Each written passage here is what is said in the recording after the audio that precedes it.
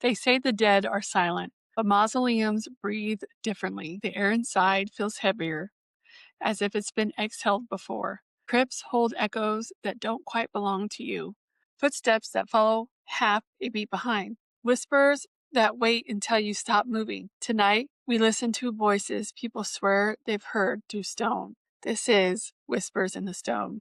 Old tombs have a strange way of amplifying the world, your breath, your heartbeat, the scrape of your shoe against the floor. Every sound rebounds in layers. So even silence feels full. That's the scientific explanation.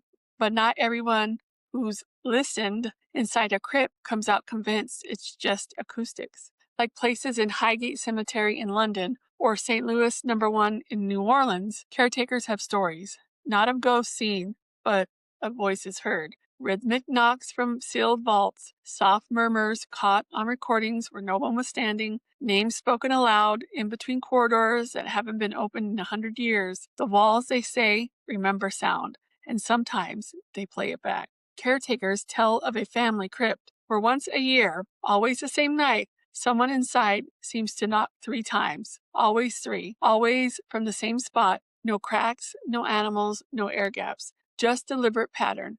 Tap, tap, tap. In Savannah, a mausoleum caretaker caught what sounded like a woman's voice on tape. When the audio was cleaned up, the words were faint but clear. Still here? Listen. And in Louisiana, a maintenance worker heard a woman humming behind a sealed wall. The tune was simple, old-fashioned, something like a lullaby.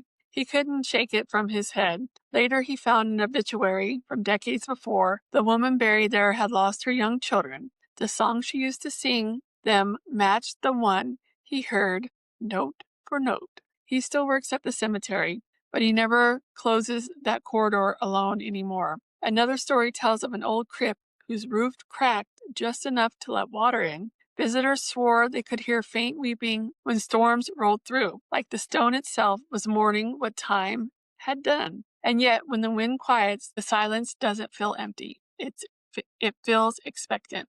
This one gets under my skin more than most, because stone is supposed to be final. It's heavy, solid, silence. When something presses back, it's like the world has a thin spot, and someone's testing the edges. Maybe it's memory, maybe it's the old way architecture holds on to sound, or maybe it's not a haunting at all. Maybe it's communication, a reminder that the line between us and them isn't as thick as we think. And if that's true, then the knocking, the whispers, and the hummings aren't just warnings, they're replies. If you ever hear a voice where there shouldn't be one, you don't owe it fear, but you might owe it respect.